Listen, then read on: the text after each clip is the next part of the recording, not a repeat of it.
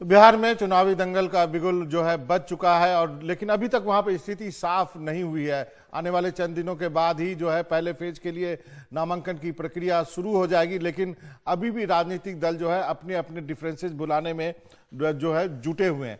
सबसे बड़ी स्टोरी क्या है आज के समय की? सबसे बड़ी कहानी यह है कि दोनों गठबंधनों के बीच जो है वो पेच फंसा हुआ है। एक तरफ एलजेपी ने जो है एनडीए को फंसा रखा है, आपने अभी तक वहां पे सीटों का बंटवारा तय नहीं हो पाया है। तो दूसरी तरफ जो महागठबंधन की बात करें उसमें कांग्रेस ने पेच फंसाया हुआ है, साथ में वामपंथी दल भी हैं। अब हालत यह हो गई है कि एलजेपी जो है एनडीए में की पार्टनर है, कांग्रेस महागठबंधन की पार्टनर है, दोनों अलग अलग लड़ने की बात कर रहे हैं और दोनों इस बात के लिए दबाव बना रहे हैं कि उनको अधिक से अधिक सीटें मिल जाए। सबसे पहले आपको बात करते हैं कि महागठबंधन के पेच क्या है। महागठबंधन में जो फैसला हो रहा है वो कि आरजेडी जो है 155 सीटों पे लड़े, कांग्रेस 65 सीटों पे लड़े, लेफ्ट पार्टियां 20 सीटों पे लड़े और जो अन्य पार्टियां हैं जैसे एक वीआईपी पार्टी है, झारखंड मुक्ति मोर्चा है, इसको आरजेडी अपने कोटे से सीट दे दे। कांग्रेस को आरजेडी ने वाल्मीकि नगर एक जगह है जहां पे कि बाय इलेक्शन होने हैं लोकसभा चुनाव के लिए, वो सीट भी कांग्रेस ने ऑफर की है। तो ऐसे हालत में क्या होगा कि कांग्रेस को यदि लोकसभा की सीट दी जाती है तो विधानसभा में उनकी संख्या जो है घटा करके 58 कर दी जाएगी। लेकिन किसी भी हालत में कांग्रेस 70 से कम सीटों पर नहीं लड़ना चाहती है। कांग्रेस कहती है कि हमें 70 सीटें चाहिए। वहीं वामपंथी दल जो है सब मिला करके वहां पर सीपीआई एमएल है, सीपीआई है और सीपीएम है, ये तीनों मिला के कम से कम 30 सीटें चाहती हैं। अब ये जो है यहाँ पर इस तनातनी के वजह से गठबंधन नहीं हो पा रहा है क्योंकि ये जो संख्या है वो काफी बड़ी है और आरजेडी इसको अफोर्ड नहीं कर सकती है। अब आपको बताता हूं 2015 में कांग्रेस को 40 सीटें मिली थी और उन्होंने 27 सीटें जीती थी। एक तरह से अच्छा स्ट्राइक रेट आप कह सकते हैं। सीपीआई सीपीएम को एक भी सीट नहीं मिली थी, लेकिन माले को 3 सीटों पर सफलता मिली थी। लेकिन इस बार सीपीआई सीपीएम और माले जो है वो 30 सीटें मांग रही है और यही वजह है कि महागठबंधन में पेच फंसा हुआ है। अभी तक वहां पर सीटों के बंटवारे की घोषणा नहीं की गई है। लेकिन दूसरी तरफ बात करते हैं, एनडीए में भी कोई हालात अच्छे नहीं है।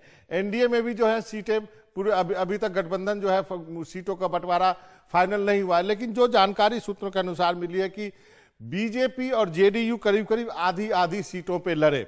बीजेपी कम से कम 101 सीटों पे लड़े, जेडीयू 103 सीटों पे लड़े और बाकी जो 39 सीटें हैं वो जो है एलजेपी यानी रामविलास पासवान की पार्टी और जीतन राम मांझी की पार्टी जो हम है हिंदुस्तान आवामी मोर्चा, उसको दे दिया जाए।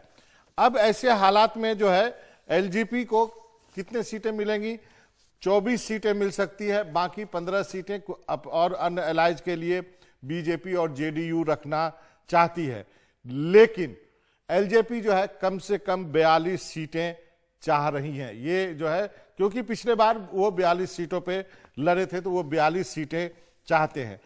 एक फॉर्मूला ये दिया जा रहा है कि यदि कम सीटों पे लड़े तो जो है रामविलास पासवान की पार्टी को बिहार के विधान परिषद में 2 सीटें दी जाएं, एक राज्यसभा दी जाए, उत्तर प्रदेश में एक लोकसभा की सीट दी जाए और चिराग पासवान को उप मुख्यमंत्री घोषित किया जाए। ये एक बहुत बड़ी मांग है और जाहिर है कि इस पर बीजेपी तैयार नहीं है। वो 24 से 27 सीटों के बीच में बात कर रही है। अब यहां पर चिराग पासवान के साथ दिक्कत यह है कि चिराग पासवान इस बात से जो नाराज हैं कि उनके और नीतीश कुमार के संबंध काफी अच्छे नहीं बताए जाते हैं।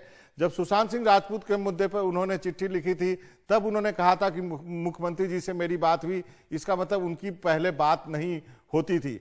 और चिराग पासवान इस बात से भी नाराज हैं कि जेडीयू ने कहा था कि हमारा कभी एलजेपी के साथ कोई गठबंधन नहीं हुआ है, हमारा जो है गठबंधन जो है वो बीजेपी के साथ रहा है। तो यही वजह है कि एलजेपी 143 सीटों पर उम्मीदवार खड़े करने की बात कर रही है।